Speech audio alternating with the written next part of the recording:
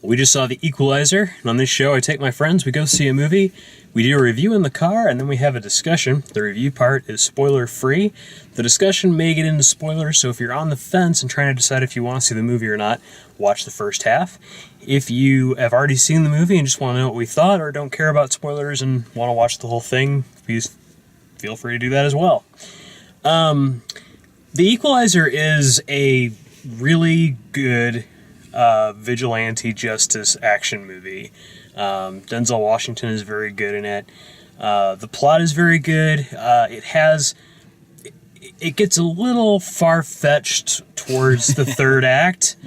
But if you let yourself just enjoy that, don't try to pick it apart. Don't try and overthink it. Just let it be fun. Let it happen. It happens. It's like an R-rated version of Home Alone by the end. So I thought it happened a little earlier than the third act. That it got far-fetched. But I really enjoyed it. It was fun. I would recommend it. And it's also interesting. A Walk Among the Tombstones came out last week, and they're very similar plots, but I think they're both interesting and different enough in their own way. Although it is kind of funny that David Harbour is in both of them, and he's kind of the same character in both of them. So that would be a little strange. If you watch this as a double feature, it'd be like the David Harbour movie night of David Harbour playing the corrupt bad guy or whatever. But overall, this is one of the more entertaining movies I've seen in several months. I did see this at a pre-screening back 3 or 4 months ago. Obviously, I couldn't talk about it back then, but I enjoyed it.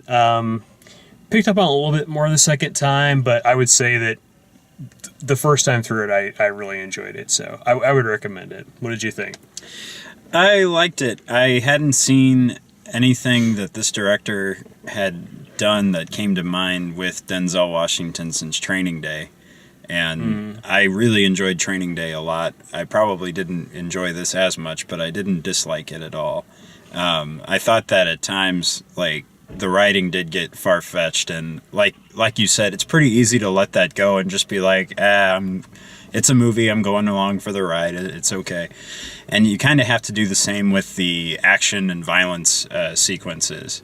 And it becomes a thing where they have to do a lot to build up Denzel Washington's character as he's the hero, he's a likable guy. He's going to kill a lot of people, but it's justifiable because he's the good guy, vigilante, vengeance seeker. Yeah. And then he does some despicable stuff. But I thought you hit the nail right on the head when you said that it gets kind of Home Alone at the end. It's R-rated. Oh, yeah.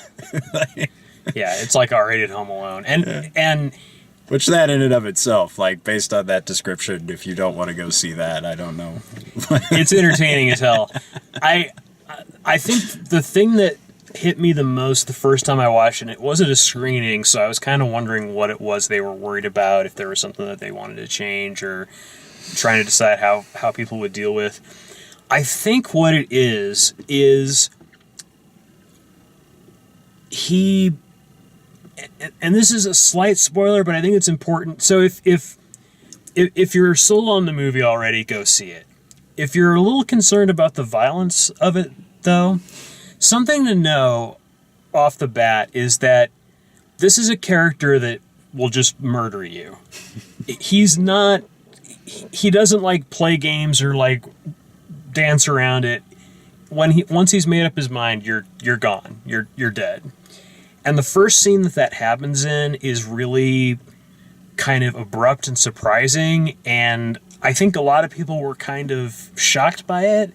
There was a much bigger crowd at the test screening. We're seeing this on a Thursday night, so there's only 30 people or something in there. But people were really shocked by that, and then by the end of the movie, they'd kind of adjusted to his character being that way. But I do feel they really, they just jump from he's kind of threatening, he's kind of scary, and then he jumps up to he will just kill people. Okay, now that you're used to the idea of him murdering people, he's going to murder, like, everybody. So anyway, that's the non-spoiler part of the review. If, you know, again, I don't think the violence is something that's particularly over the top as far as like being overly graphic or something that you wouldn't be able to stomach. It's not Kill Bill Volume 1 or Saw or something exactly, like that. But it's something that when the first time it happens, it's kind of shocking because he's this really likable, helpful, you know, fatherly kind of character up until that point, and when he decides to go off, he just goes. So if you want to see the movie, don't let us spoil anything. Don't let us spoil anything else about it. That being said, you know, getting into a little bit more detail about it, I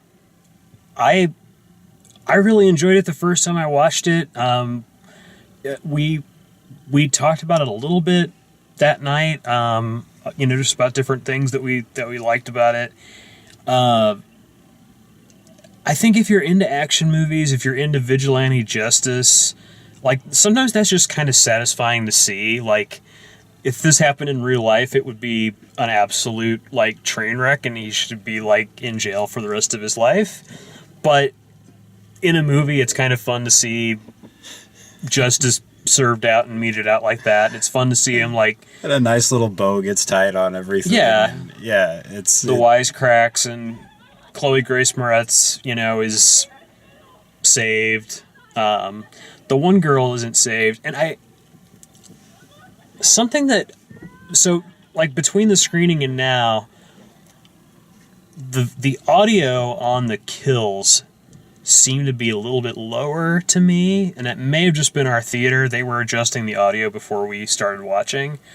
The scene where he, like, chokes that girl out, they had the center volume turned down, and they had the ambient volume turned up. So, like, the side speakers and the rear speakers were high, and the front and center screen I'm was pretty low. sure there was, like, the noise of her neck breaking when I saw the screening.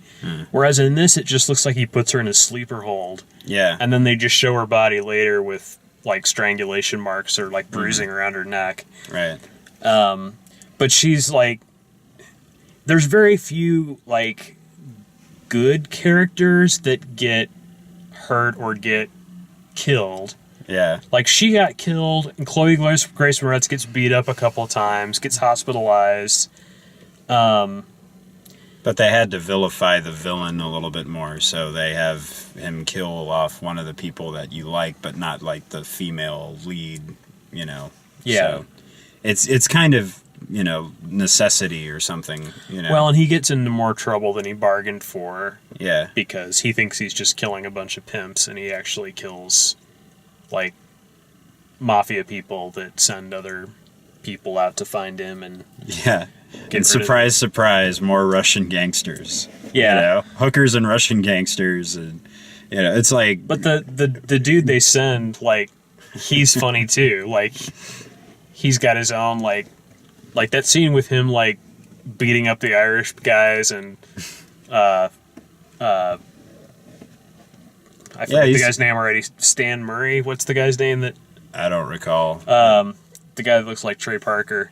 Yeah. He's in there like, what are you doing? Kind of thing. I thought the villain kind of looked like Kevin Spacey. Not Trey Parker, Matt Stone. He looks like Matt Stone.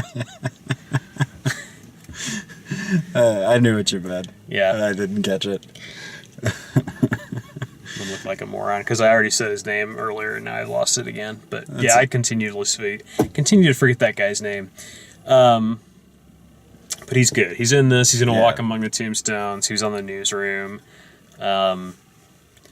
It's kind of pulling at straws to come up with anything else really to say about it. It's just a really good movie to see. Yeah, and Denzel Washington really carries it on his shoulders. Oh, yeah. Like I said, the villain is good. He does a really good performance, and you know, he plays a good villain. But there's not a lot of other like strong characters in the whole movie. Like everybody's kind of there peripherally, or like you know, a little bit more than peripherally, but like he's pretty much, he and the villain, and much more so the hero, are the strong characters, and like everybody else, it's not like even that they're underdeveloped, it's just that they're not really important to the story, especially towards the end when it just becomes, you know, okay, who's going to win the kill fest? Right. You know, who's going to come out ahead of this, like, you know, bloodbath? Yeah. So, I did like that they bring it back to, you know, the Home Depot or whatever, and that he has the advantage there because he's got home field advantage, there. And they, you know, they do the DIY of DIE. Yes. Welcome to die. Yeah, and you get the idea, too, that it's like they get to a point in the writing where they're like, okay, we got to wrap this up. They got to have a big showdown. We'll do it, like, at the Home Depot place. And it's like it's as though that third act or that last, like, fight scene or the big shootout and everything that happens, I still won't, like, spoil everything, but it's as though they walked around to Home Depot and said, like, you know, yeah, you could kill someone with that. Yeah. And so they do it. It almost becomes comical, like, where it's like, oh, yeah, I've walked by that at Home Depot and thought, yeah, you should be really careful. Yeah, and I was so that already doesn't happen. thinking Home Alone during that scene, but then there's a part where he, like, heats up a doorknob and uses it to, like, I think he uses it to cauterize a wound on himself. Yeah, he was heating up honey to, like... No, that's earlier. There's a part in the last scene, in that last He fight. actually heated up a doorknob? He heats up a doorknob, and I think he's got, like, a bullet wound, and he uses it to, like, seal the bullet wound, or he does something with it. But for a minute, it looks like he's going to, like, heat up this doorknob and make the guy, like, touch it and scream, like he's after, like, Joe Pesci in Home Alone. You want to, like... One of the jokes I made after seeing it the first time was that it would be so awesome if, like, he gets help from, like, a cop that shows up at the end, and the cop is Macaulay Culkin. Yeah. Like, that would have just made my night. The DVD deleted scene where, like, you know, he kills the bad guy and says, "Keep the change, you filthy animal." Exactly. Exactly. The one guy that he trips with marbles. That's a sexy name. All right, well, that's our review of The Equalizer. I hope you enjoyed it. Please like us and subscribe to us if you like the way we do these things. Check out all the written and video reviews at dalemaxfield.com, and thanks for watching.